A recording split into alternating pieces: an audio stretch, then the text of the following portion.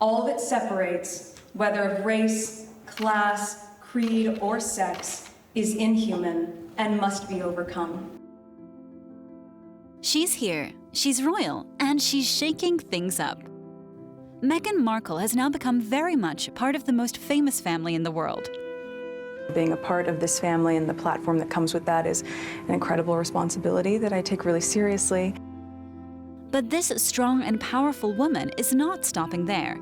After a roller coaster introduction to royal life, the now Duchess of Sussex has made the most of her new role to spread a message of empowerment and acceptance across Great Britain and the Commonwealth.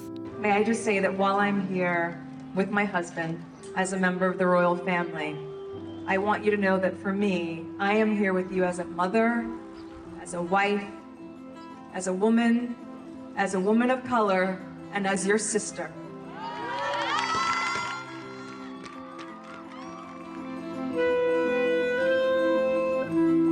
Admittedly, it hasn't been an easy journey for the new royal, as Meghan has had to battle intense and often unfair scrutiny.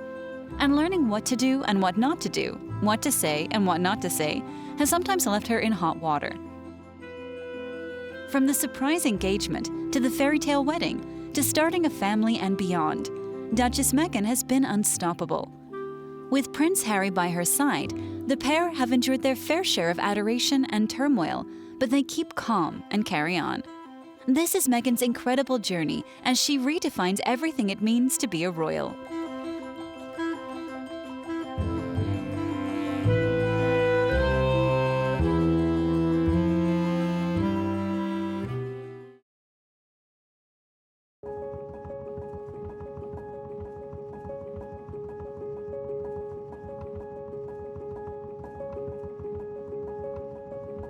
Now the Duchess of Sussex, Meghan didn't waste any time settling right into the family.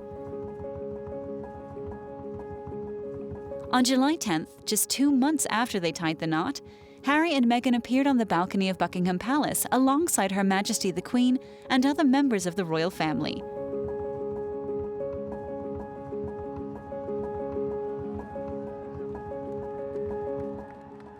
The family were joining in the celebrations for a historic flyover to mark the historic 100-year anniversary of the Royal Air Force.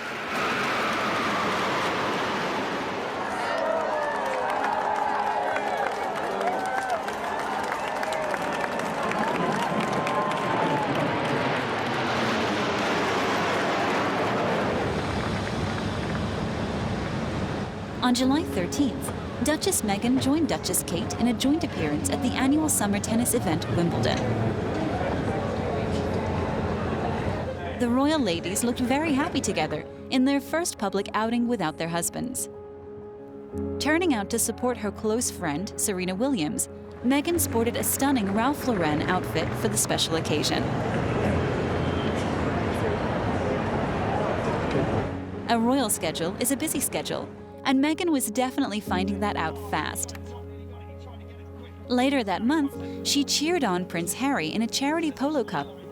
Meghan's good old-fashioned American encouragement must have worked a treat, because Harry's team won, and he was even treated to a rare public smooch.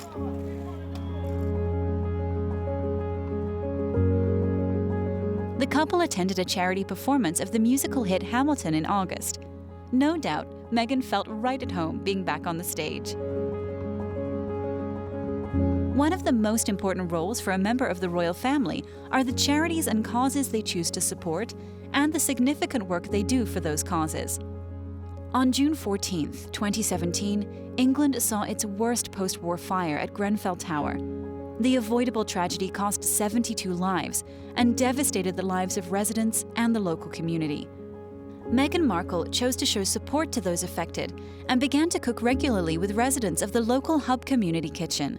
In January 2018, as I was settling into my new home of London, I met a group of women whose community had been affected by the Grenfell fire. They had decided to get together to cook fresh food for their families and their neighbors. After the fire, it was somewhere where they could make food to take back to their hotel room where you don't have facilities to cook. It was sort of comforting to be able to do that, and the kitchen gave them the opportunity to do it. It's quite nice to have that sense of belonging. After cooking with the women since January of that year, she decided to create a project called Together, a cookbook which showcases recipes from those families affected by the Grenfell fire. Meghan described the book as a labor of love.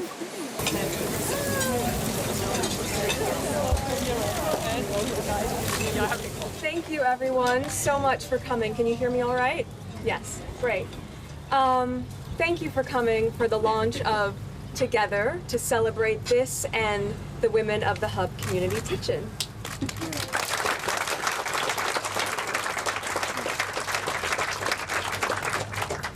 Working on this project for the past 9 months has been a tremendous labor of love. I had just recently moved to London and I felt so immediately embraced by the women in the kitchen with your warmth and your kindness, and also to be able to be in this city and to see in this one small room how multicultural it was. On a personal level, I feel so proud to live in a city that can have so much diversity. It's 12 countries represented in this one group of women. It's pretty outstanding.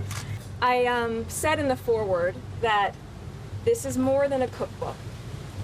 And what I mean by that is the power of food is more than just the meal itself. It is the story behind it. And when you get to know the story of the recipe, you get to know the person behind it. And that's what we're talking about in terms of coming together to really engage and talk and to be able to celebrate what connects us rather than what divides us. That, I believe, is the ethos of Together. So to the women of the Hub Community Kitchen, thank you so much for allowing me to be part of this adventure with you. I'm so privileged to know you. I'm so excited to see the projects you're going to continue to do in your own community, the community at large, and also how you're going to inspire people globally by sharing your stories and your recipes. It's so impactful. We can see just in a few days alone, and the book's not even out yet, what you've been able to do. That's a testament to what this means to people, and I'm so proud of you. So on that note, I know some of you have started eating, as you should. I'd be the last one to want the food to get cold. So please enjoy a beautiful lunch. Another round of applause for the women of the Hub Community Kitchen, and cheers to Together. Thank you.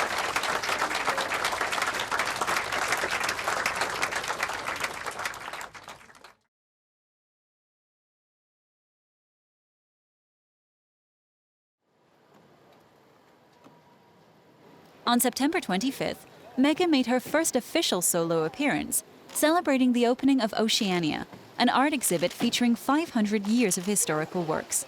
She entered full of confidence and looking flawless in Givenchy.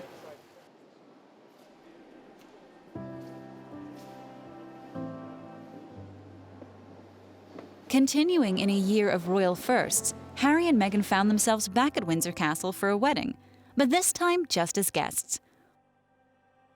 The wedding of Princess Eugenie and Jack Brooksbank took place on October 12, 2018.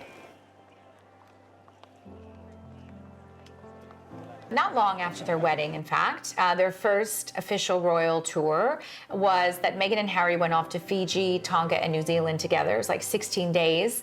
This was a big deal. This was the first time that Meghan and Harry were going to represent the monarchy and the British people abroad in the Commonwealth. I'm sure Meghan spent an awful lot of time figuring out her clothes, knowing she would be scrutinized at every minute, as well as planning speeches, remarks, memorizing the names of the people they'd be meeting and their advisors. It would have been a lot of homework. In fact, we very famously see Meghan getting off the plane when she arrives at the very beginning of her royal tour, carrying a big binder of notes. Now, interestingly, she held it in front of her stomach for a reason. But you see, Meghan was already pregnant on that trip and they hadn't announced it yet.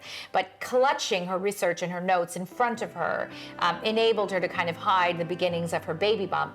Having said that, it was obvious Meghan had been researching and reading up on the plane. You know, Meghan Markle is not someone who just wants a pretty designer dress and a glass of champagne. She is actually engaged and interested in the the politics and the storylines of where they're going. In fact, she got in trouble not that long ago when she met someone in Ireland who was in Parliament, I believe, and congratulated them on the defeat of a bill that would have nullified abortion in Ireland, and said, you know, that's great, and ended up getting in trouble because the Irish politician tweeted, oh, I had this great conversation with Meghan and she congratulated us on the defeat of this initiative. And everybody was like, you can't take a side, Meghan, you can't defend any position. I think, in all honesty, one of the most difficult, challenging things for this whole experience for Meghan is the royal tradition of not taking a side, of not showing your political leanings, of not having opinions. That is something that I think Meghan Markle has already and will very much continue to struggle with. On the 15th of October 2018, the happy couple announced that they were expecting a baby in the spring of 2019. The announcement came as a surprise to the world, and many sent their congratulations and best wishes via social media, including the Archbishop of Canterbury. Doria Ragland, Meghan's mother, expressed her happiness and said that she is looking forward to welcoming her first grandchild.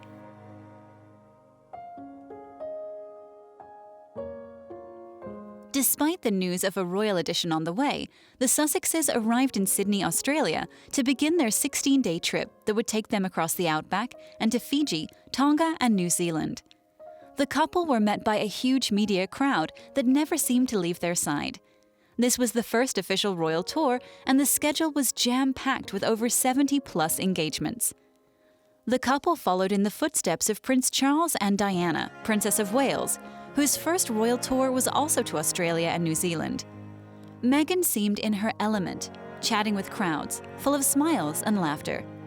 Meghan Markle made a speech at the celebration of 125 years of women's suffrage in New Zealand.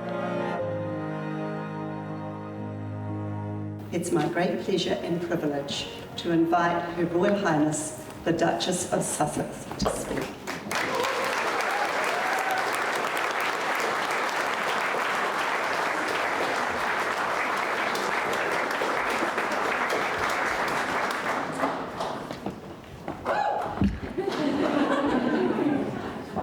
Good evening, everyone.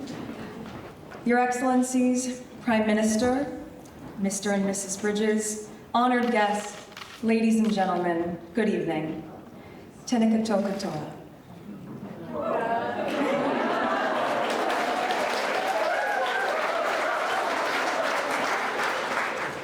Your Excellency, thank you for your warm welcome to Government House this evening, as well as for hosting me and Harry during our special time in New Zealand. We are proud to be able to join you tonight in celebrating the 125th anniversary of women's suffrage in your country. The achievements of the women of New Zealand who campaigned for their right to vote and were the first in the world to achieve it are universally admired. In looking forward to this very special occasion, I reflected on the importance of this achievement, but also the larger impact of what this symbolizes. Because yes, women's suffrage is about feminism, but feminism is about fairness. Suffrage is not simply about the right to vote, but also about what that represents. The basic and fundamental human right of being able to participate in the choices for your future and that of your community. The involvement and voice that allows you to be a part of the very world that you are a part of. And women's suffrage is not simply about the right to vote for women, but also about what that represents. The basic and fundamental human right of all people, including those members of society who have been marginalized, whether for reasons of race, gender, ethnicity, or orientation, to be able to participate in the choices for their future and their community. So bravo, New Zealand, for championing this right 125 years ago for the women who well deserve to have an active voice and an acknowledged vote, and for all of the people that this effort has paved the way for globally. We all deeply thank you. In the words of your suffragette, Kate Shepherd, all that separates, whether of race, class, creed, or sex, is inhuman and must be overcome. Thank you all so much.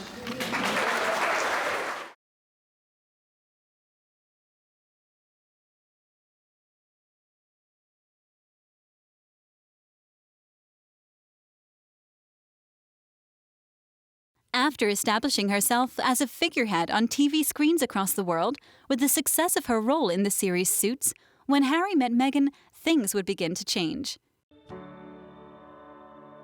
We were introduced actually by a mutual friend. It was through her, and then we met once and then twice back to back, 2 dates in London last July. Yes. Beginning of July.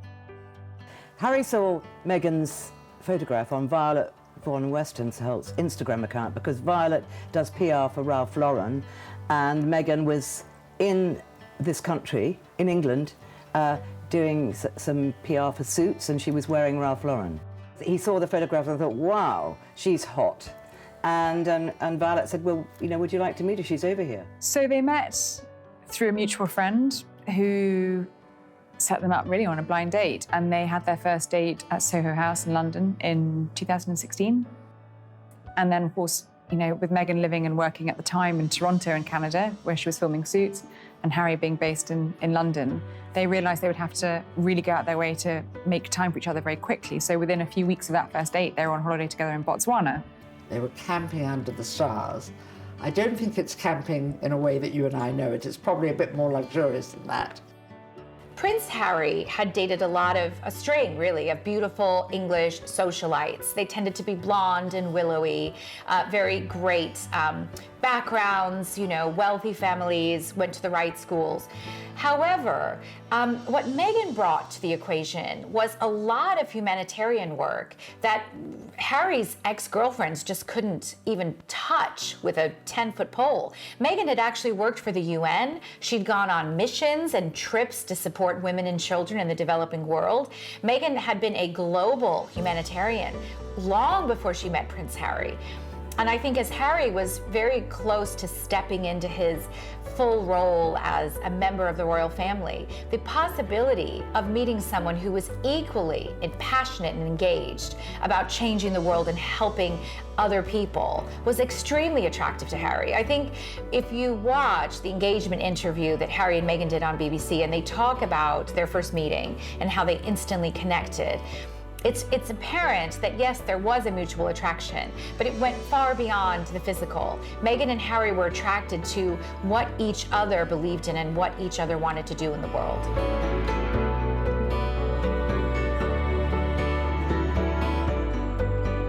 Despite her popularity amongst the public, there were branches of the media that made her entry into the royal family undoubtedly rocky. I think Meghan had quite a difficult initial period after their relationship was confirmed, and we know this because Harry issued a statement defending her and sort of warning people off. You know, she described it as disheartening and discriminatory, but Harry himself mentioned sort of racial undertones, which is pretty upsetting for anyone concerned. And I think, you know, it is a difficult situation when you're thrust into the glare of media interest. The royal family garner a huge amount of attention, and you know, we know that they're not necessarily delighted by it, but you know, they work closely with the media to get their messages across. But I think nothing prepared Harry and Meghan for the wave of interest that followed the announcement of their relationship. And in fact, it was Harry's statement that confirmed they were a couple for the first time. I think it's a really difficult one because they are going to have to get used to the scrutiny, but it's only right that she's treated fairly, and I think it was upsetting for everyone to see that she'd been, you know, caused problems by this coverage. There's a misconception that because I have worked in the entertainment industry that this would be something I would be familiar with, but even though I'd been on my show for, I guess, 6 years at that point, and working before that, I've never been part of tabloid culture. I've never been in pop culture to that degree, and lived relatively quiet life, even though I focused so much on my job. And so that was a really stark difference out of the gate. But, and I think we were just hit so hard at the beginning with a lot of mistruths that I made the choice to not read anything, positive or negative. It just didn't make sense, and instead we focused all of our energies just on nurturing our relationship. On us. Yeah. On us. Meghan and Harry had very much a whirlwind romance. When you are a royal trying to date someone who's a Hollywood actress, which is not unprecedented, but it is unusual. It's very important to stay under the radar. One of the big dangers of this relationship is that there would be a host of publicity, a host of press, and then the two would break up. And then both of them are plagued and haunted by the rest of their lives by questions about this relationship, which was never meant to be. So for celebrities, it's very important before they go public to make sure that it's really serious and it's gonna last, because otherwise it's just embarrassing and it's just bad publicity for everyone. In the case of Harry and Meghan, I think they knew very early on that this was potentially going to be a lifelong romance. But they were very cautious, and they tried to keep their relationship under the radar as they got to know each other to make sure before they went public. Harry made several surreptitious visits to Meghan's condo in Toronto. He would come and go, and really nobody figured out who he was. And Meghan was being, secretly brought over here, stayed with him in Kensington Palace, and again, none were the wiser. Meghan and Harry kept most of their early courting days behind closed doors. They say that she was cooking him a roast chicken when he proposed. They were used to spending a lot of evenings at home, having home-cooked meals, because they frankly couldn't go out to restaurants. But I think the intimacy of their early days, when they were really forced to spend most of their time alone together at home, contributed to their close connection and bond. Windsor was, an incredible scene the day of the royal wedding.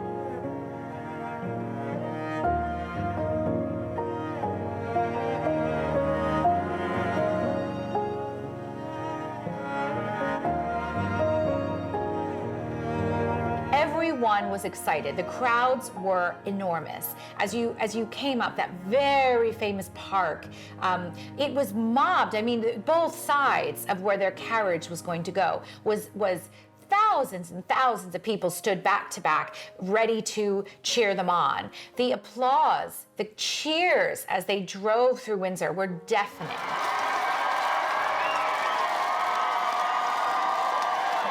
A tremendous amount of love and support for Meghan and Harry on their special day. As is custom, the Queen's wedding gift to Meghan and Harry were titles. She gave them the titles of the Duke and Duchess of Sussex. I think everybody was stunned when Meghan got out of the Queen's Phantom Rolls Royce. She was in this virginal white dress with a beautiful train, and on the train were embroidered the emblems of the Commonwealth, because that's going to be her area of work. And she had, obviously her borrowed thing was the tiara, which was beautiful, beautiful bandeau tiara from the Queen's collection. There were no mixed feelings about her Stella McCartney party dress that she put on after the wedding. That was universally said to be a winner. And many people, including myself, actually preferred that dress. It was just a knockout. And there's some very famous video footage of Meghan and Harry exiting, and they look like they are literally in a James Bond movie. Harry looks so dapper. They are the most glamorous, gorgeous, sexy, beautiful couple in that moment.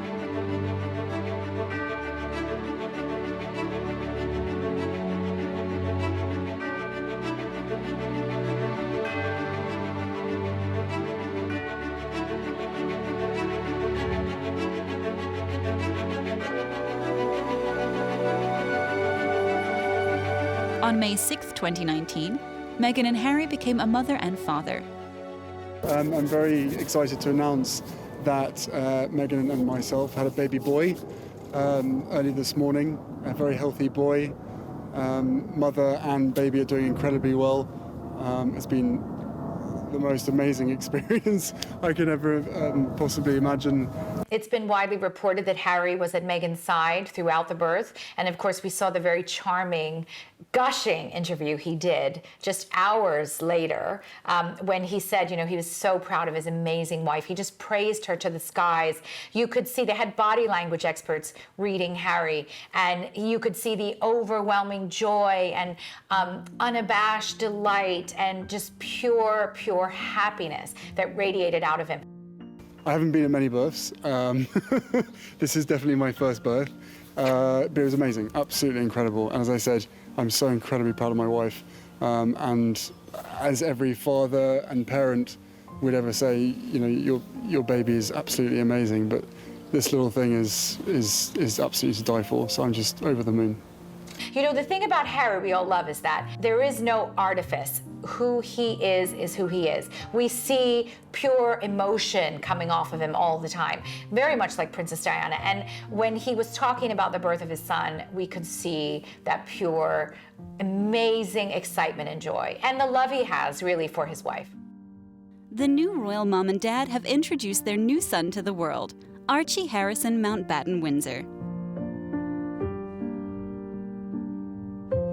The family walked out into the grandeur of St. George's Hall in Windsor Castle. Harry was holding his new son in his arms, both of them overwhelmed with joy. It's just been the dream, so it's been a special couple days. Who does he take after? Does he look back anyone? We're still trying to figure that out. Everyone says that babies change so much over 2 weeks. We're basically sort of monitoring how the changing process happens over this next month, really. But his looks are changing every single day. Yeah. So who knows? Parenting is amazing. It's only been what, 2.5 days, 3 days. Yeah. But we're just so thrilled to have our own little bundle of joy. And be able to spend some precious times with him as he slowly starts to grow up. He's already got a little bit of facial hair as well. Wonderful. Anyway, family. Guys, thank you. Thank you all so much. Thanks for your time. Thank you. Thanks a lot. And thank you everybody for all the well wishes and the kindness. It just means so much. Thanks, guys, for the support. Thank you. They have given their new son the non-traditional name, Archie Harrison Mountbatten Windsor. This unusual name seemingly breaks with all royal conventions and once again emphasizes that this is a royal couple that are going to do things their own way. They have made a statement, a clear statement, that this baby belongs to them, not the public. In my understanding, this is somewhat unprecedented when there's this much interest and when the royals are determined to keep it to themselves. Harry and William had very different experiences as new fathers. Harry's was a lot more private. But having said that, you know, of course you have to remember, William is in a far different position than Harry. William will be king. Harry will never be king. So I think the standards are not the same. The expectation isn't as high. And Harry and Meghan hopefully will be allowed more privacy. Of course, it's the first royal birth, to my knowledge, that's been announced on Instagram. But we know that Harry and Meghan posted "It's a Boy" on their Instagram page. We knew they were going to announce it on Instagram. That had been kind of leaked by the palace, so we were all kind of watching to see what it would say.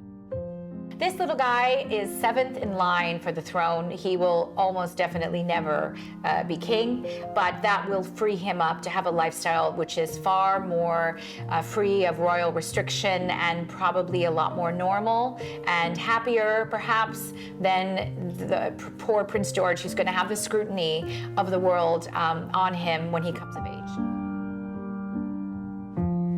Well, the whole world was celebrating with the Duke and Duchess of Sussex, but London in particular really lit up the skies. The London Eye was decked out as a Union Jack, lighting up the night, and the BT Tower, which is a huge building in London, had a big, big glowing sign, "It's a boy." So truly, London is alive with happiness over this birth. He has the sweetest temperament. He's really calm and I don't know who he gets that from. yeah, and he's just been the dream, so it's been a special couple days. So Meghan's mother, Doria, has been unfailingly supportive of her daughter, so much so that she actually took a class on how to be a supportive doula in the birthing room. She was seen actually taking classes on this in LA. So her mother was studied up, and she came over to help and assist Meghan with her home birth and during the birth process, and Doria is still believed to be there as well, helping Meghan with the initial weeks of motherhood. And I'm sure they're doing some post-baby yoga together as well. The Queen has now met her 8th great-grandchild. She's said to be thrilled. Prince Charles announced the birth in a speech he was making at the time in Berlin to a widespread smattering of applause. And Prince William and Kate were asked about it. They were beaming, and William said he's absolutely delighted and thrilled for his brother, and he welcomes him to the sleep-deprived club that is new parents. There was a lot written about the way that Meghan and Harry handled this birth. In some believe there has been a fundamental disconnect on the part of Meghan and Harry in the difference between being a celebrity and being a royal.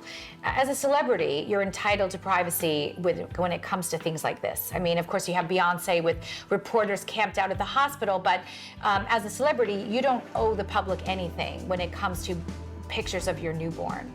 As a royal, the expectation is that you do. As a royal, the expectation is that this family, in a way, belongs to the public. They're public servants. And if the people want to see a picture of the baby, you give them a picture of the baby. If the people want to see the new mom just hours after she gives birth, trotted out in stockings and high heels, then you do it. That has been done up until now. Whether or not that's right, that is the precedent. So for Harry and Meghan to treat this the way a celebrity would really treat this, which is, we ask for privacy at this time, that's not what royals do.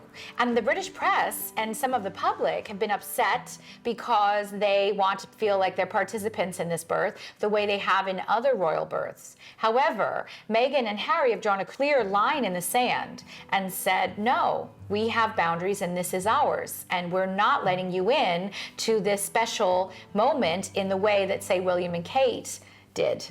The initial hours after the baby's born belong to us, not to you.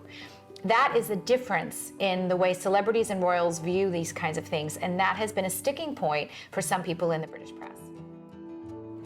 After a short stint out of the spotlight, the new mother was back in the royal schedule soon enough. Meghan even made an appearance at the premiere of The Lion King and crossed paths with music royalty, Queen Bee, Beyonce, a moment that sent social media into meltdown.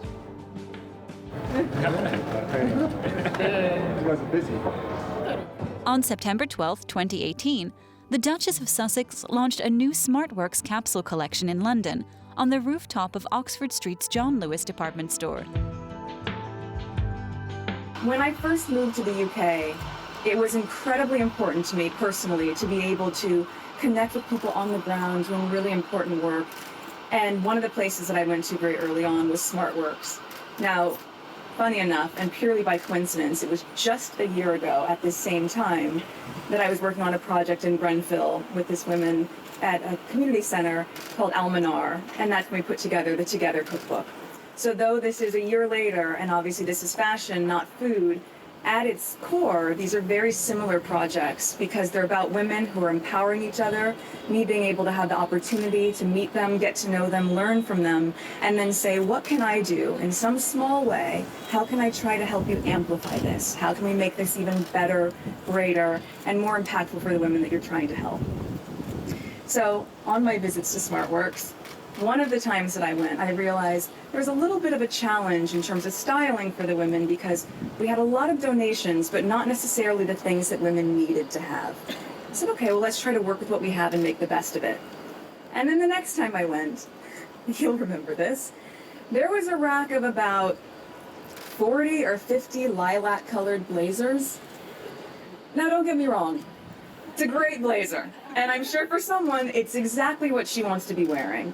But for most women, when you're going in there and you want to have a job interview and you want to feel your very best and you want to feel confident, you want to be wearing the pieces of clothing that make you feel that way and not the leftovers that didn't sell from the end of the season. And I kept thinking about it as I went home and it didn't track for me, and I said, we have to do something to change this. And a big piece of this is trying to transform the idea of charity to community.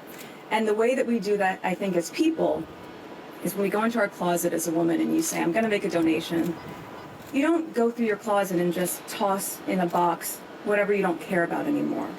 That's charity as we know it today. Community is going through your closet and saying, this is the blazer that I wore when I nailed my first job interview and got my dream job. And I don't need that anymore because I'm where I want to be. But if I'm able to share that blazer and be part of another woman's success story, then that's community.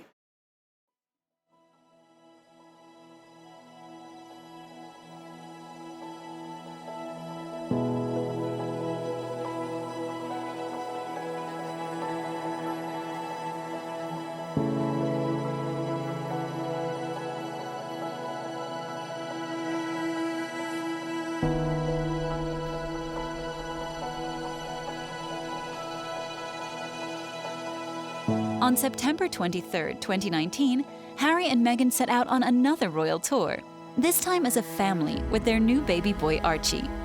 The tour was a 10-day visit to Harry's favorite part of the world, Africa.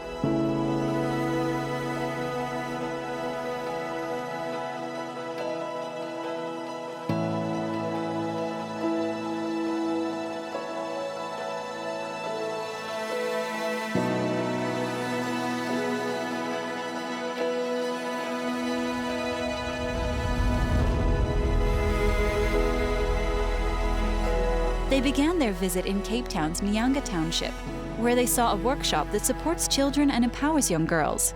May I just say that while I'm here with my husband as a member of the royal family, I want you to know that for me, I am here with you as a mother, as a wife, as a woman of color, and as your sister.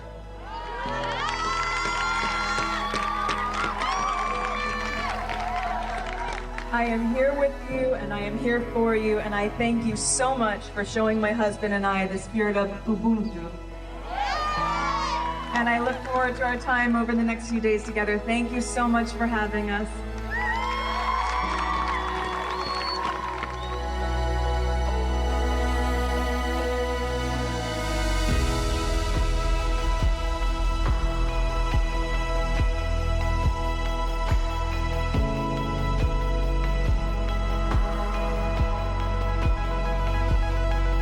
The entire tour was filmed for an ITV documentary about the royal couple. However, controversy arose when Meghan spoke candidly to a reporter about her struggle over the past 2 years adapting to royal life, being a new mother, and trying to fit into life in a different country. You add this on top of just trying to be a new mom or trying to be a newlywed. It's, yeah, well, I guess, and also thank you for asking, because not many people have asked if I'm okay. But it's a very real thing to be going through behind the scenes.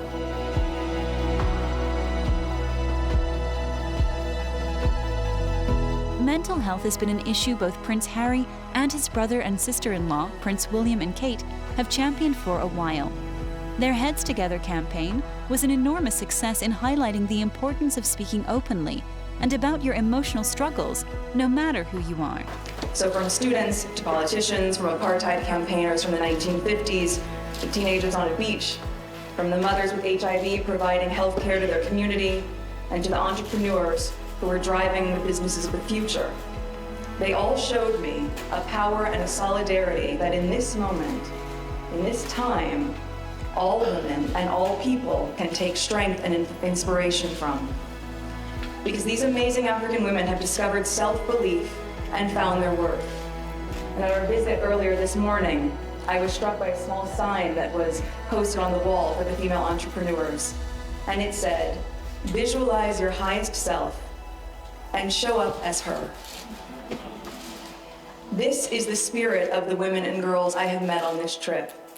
They are not defining themselves by how they compare to others or making their success and marking it against historical expectations. They are simply paving their own path.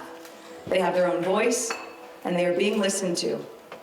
And as I've said before, I firmly believe that all women have a voice. They just need to feel empowered to use it, and people need to feel encouraged to listen. There is a role for all of us here. As women, we can listen to one another and lift each other up. We can raise our boys to be men who value women.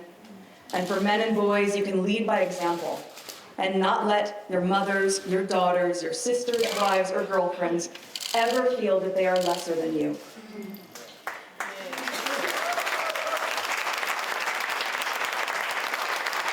I remember being a young girl watching TV and seeing what was happening in the world and frankly often feeling despair. Because when you continue and constantly see and hear negativity, it can be overwhelming. You can feel powerless and lost. You can feel different, confused, or like you don't belong. And I'm sure that there is a young girl or boy watching this and maybe thinking the exact same thing. So this is for you. In a world that can seem so aggressive, confrontational, and dangerous, you should know that you have the power to change it. Because whether you're here in South Africa, at home in the UK or the US, or around the world, you actually have the power within you to change things, and that begins with how you connect to others.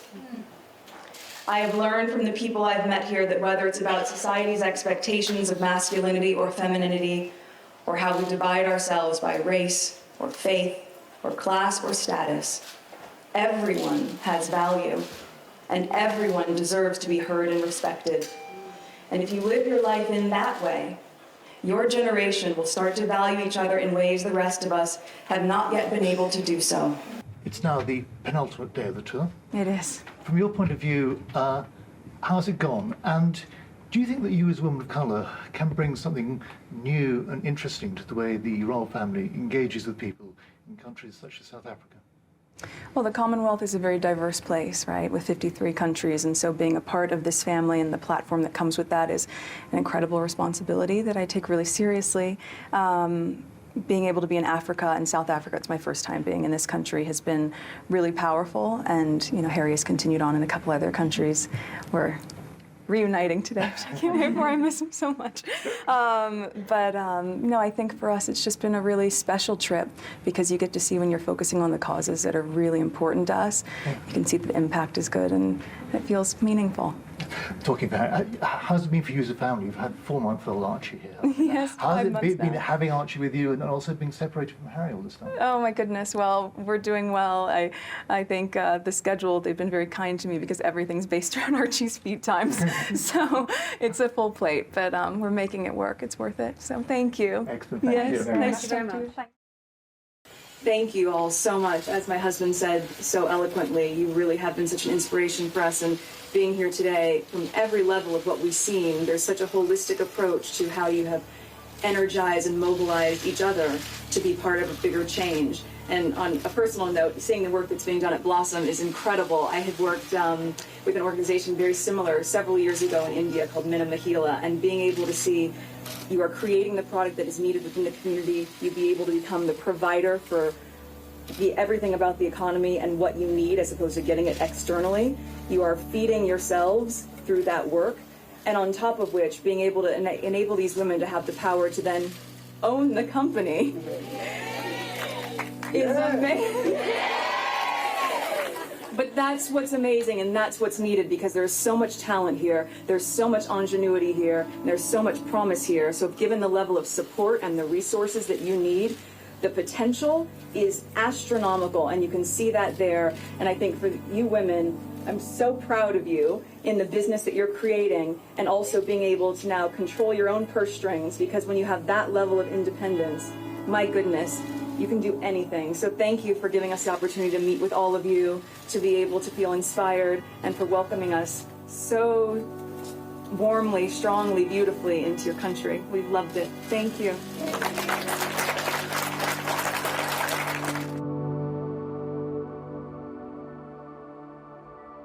No matter what sort of storm the media tries to stir up around the Duchess of Sussex, she always comes out on top, smiling and looking more confident and more stunning than ever.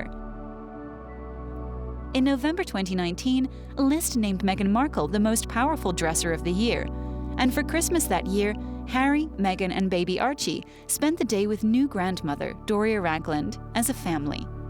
From a whirlwind romance to a fairy tale wedding, all the way to motherhood and beyond, Meghan Markle continues to show the world that she is very much a strong modern woman.